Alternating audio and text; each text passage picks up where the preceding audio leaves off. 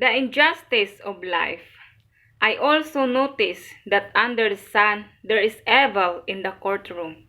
Yes, even in the courts of law are corrupt. I said to myself, in due season God will judge everyone, both good and evil. For all their deeds, I also thought about the human condition. How God proves to people that they are like animals.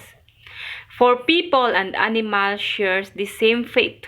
Both breathe and both must die. So people have no real advantage over the animals.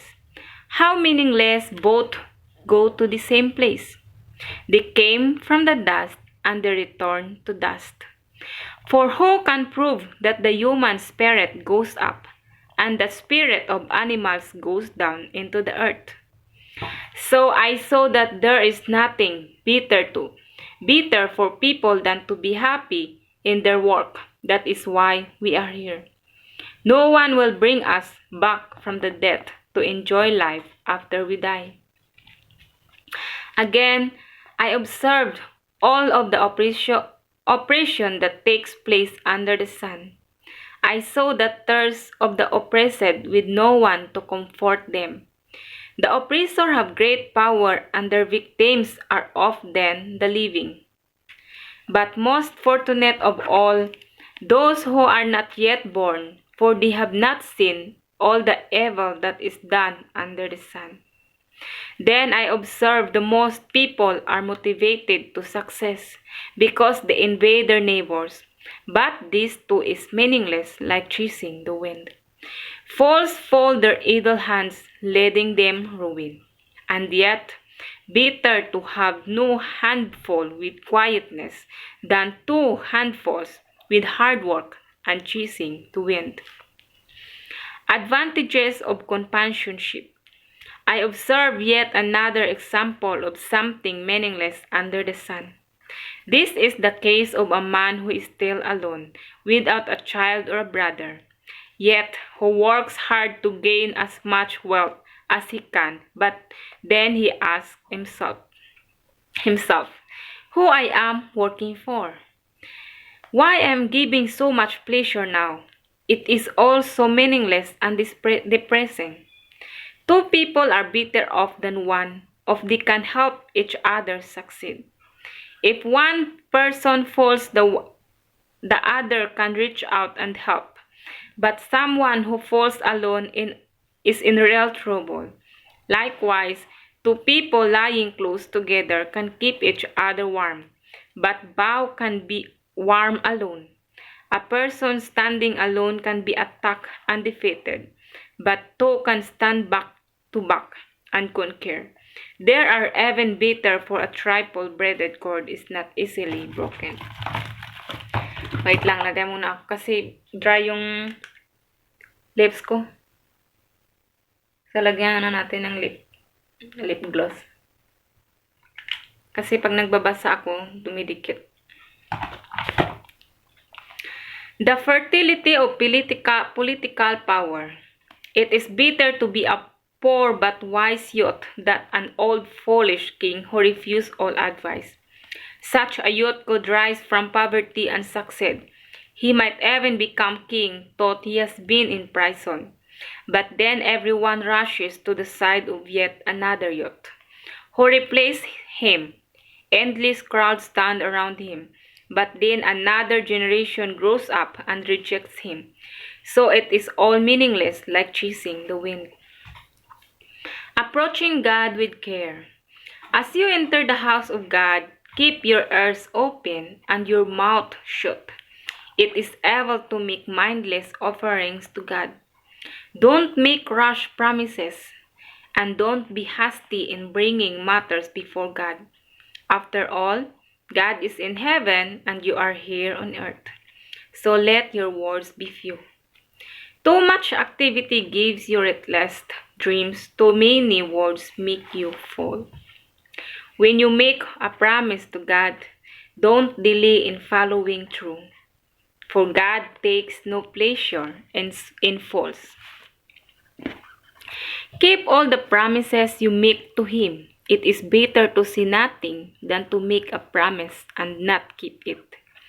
Don't let your mouth make you sin, and don't defend yourself by telling the temple messenger that the promise you made was a mistake that would make God angry, and he might wipe out everything you have achieved. Amen. It's really true. Talk is cheap, like daydreams and others useless activities. Fear God instead. The futility of wealth. Don't be surprised if you see a poor person being oppressed by the powerful and its justice is being miscarried throughout the land. For every official is under orders from higher up, and matters of justice get lost in red tape and bureaucracy. Even the king milks the land for his own profit. Those who love money will never have enough. How meaningless to think that wealth brings true happiness. The more you have, the more people come to help you spend it. So what good is wealth except perhaps to watch it slip through your fingers? People who work hard sleep well, whether they eat little or much, but the rich seldom get a good night's sleep. Correct. You know why? Kung poor ka lang po at hindi ka mayaman, wala kang iisipin. Kasi meron kang peace of mind, yung isipin mo lang po is kung ano ba yun? Kung ano naman yung trabahuhin mo bukas, ganyan. Pero sa mga mayaman kasi, yung iniisip nila yung mga business nila, paano nila malalago, paano kung mababa na yung mga income nila.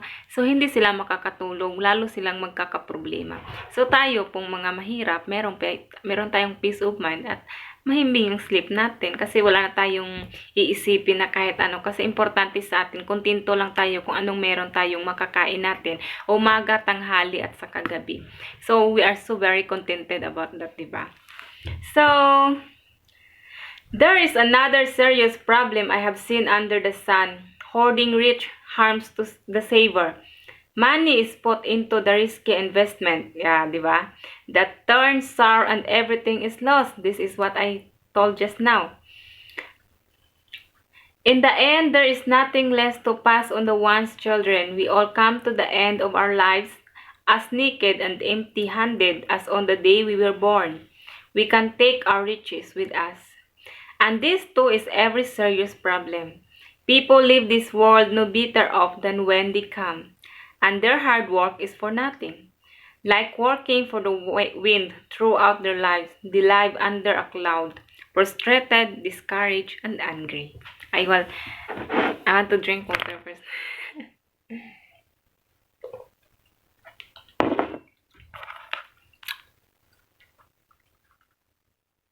Then, even so, I have noticed one thing at least that is good. It is good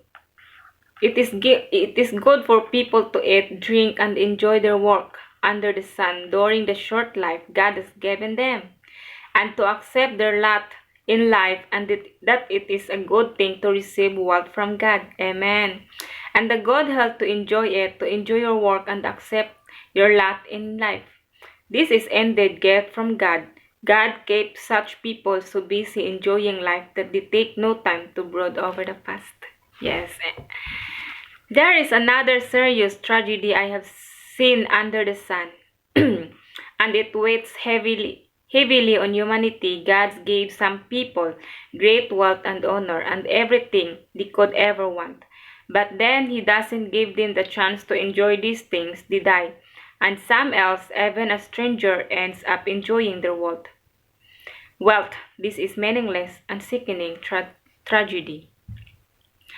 A man might have 100 children and live to be very old, but if he finds no satisfaction in life and doesn't even get a decent burial, it would have been better for him to be born dead.